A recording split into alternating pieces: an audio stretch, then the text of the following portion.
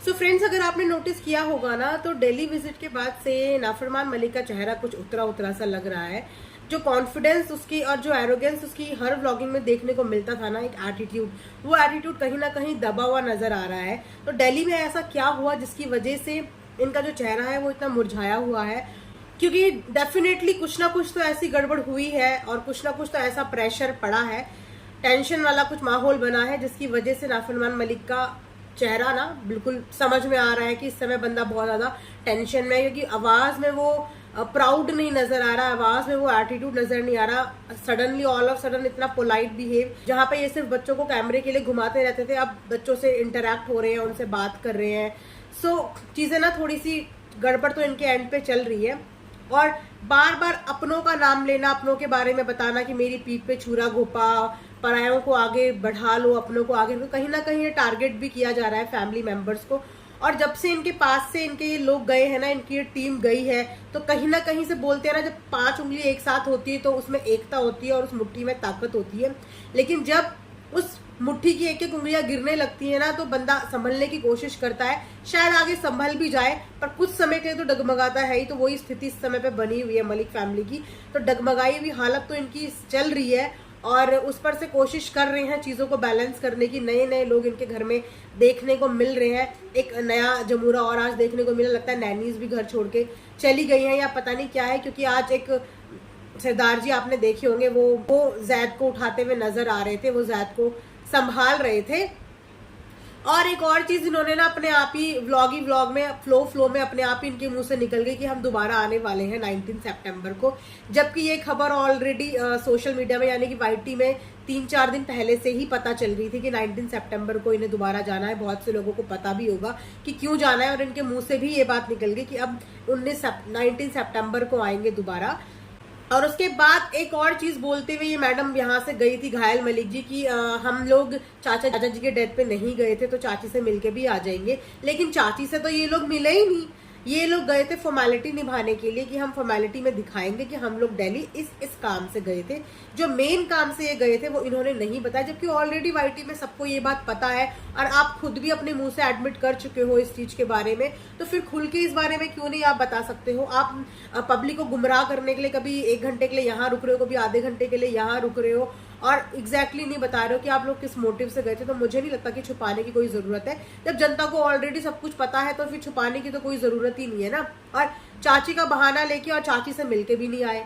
जिनसे मिलने जाना था, जिनसे मिलके आना चाहिए था, उनसे मिलके नहीं आए, बस एक फॉर्मेलिटी के लिए कि देखो हम लोग दिल्ली इस रीजन से आए थे। तो हर जगह इन्होंने आधा घंटा बिताया और कवर अप कर लिया कि हम लोग दिल्ली क्यों गए थे। जिन लोगों को पता नहीं होगा उन लोगों को बहकाने के लिए।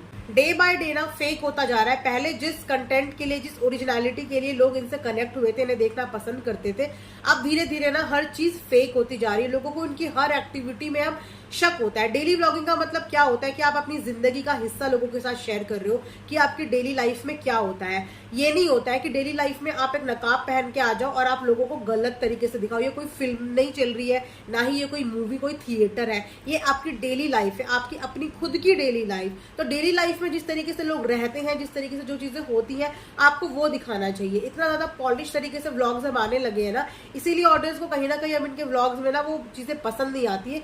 ऑडियंस को हर चीज अब स्क्रिप्टेड लगती है कि अगर ऐसा हुआ होगा तो ये भी स्क्रिप्ट के लिए है, अगर ऐसा हुआ होगा तो ये भी स्क्रिप्ट के लिए है। बच्चों को ट्रैवल पे ले जाने के साथ साथ हमेशा हर माँ को ये पता होता है कि उसको अपने साथ कौन कौन सी एसओएस मेडिसिन कैरी करके लेके जानी है। वैसे तो ये खुद कहते हैं कि हम लोग तो आधे डॉक्टर बन गए, हमें तो सब दवाइयां पता है बच्चों के साथ क्या रखनी चाहिए, क्या नहीं रखनी चाहिए।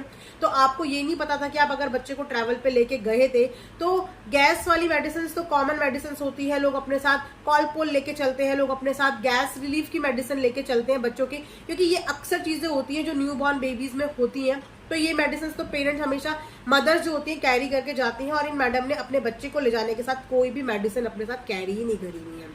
जबकि अभी अभी ये ऐसी सिचुएशन से गुजर के आए हैं, इतनी बड़ी प्रॉब्लम से ये लोग निकल के आए हैं और उसके बावजूद बच्चों को लेके इतनी लापरवाही इनके यहाँ देखी जा रही है। उसके बाद इन्हें बुरा लगता है कि हमें बोल रहे हैं कि लापरवाही कर रहे हो, लापरवाही कर रहे हो। पूरा दिन अगर बच्चा, मतलब 4 से 5 घंटा अगर बच्चा एसी में कार के अंदर है तो वो भी बच्चे के लिए सफोकेटेड होता है। एसी की हवा, वो भी बंद कार में, डीजल है, पेट्रोल है, उसकी काफी तरीके की स्मेल होती है, वो बच्चों के लिए सेफ नहीं होती है, बच्चों के लिए सही भी नहीं होती है। इसीलिए बच्चों को उस धुएं से, उस पोल्यूशन से भी कई बार गैस्ट्रिक की प्रॉब्लम हो जाती है। इतना लंबा ट्रैवल पे बच्चों को ले जाने की जरूरत ही नहीं थी, लेकिन मैडम करती भी क्या, इनके पास कोई ऑप्शन तो था नहीं, इनका जाना भी जरूरी था और तीनों बच्चे पीछे से टिकटा तो संभाल नहीं सकती थी। और उसके बाद मैडम एक बात और बोलती भी आई कि हमारा एक प्लान भी है फैमिली ट्रिप को लेके, जहां मैडम ने अभी थोड़े दिन पहले ये बोला था कि मैं 6 महीने से पहले बच्चों को बाहर नहीं निकालूंगी, वहां इन मैडम के 4 दिन बाद से ही अलग अलग ट्रिप प्लान हो चुके हैं। ऑलरेडी सारे ट्रिप प्लान हो चुके हैं, आप देख रहे हो। उसके बाद इनके अंधभक्त आके बोलते हैं कि तुम्हें क्या लेना देना, तुम्हें क्या लेना देना।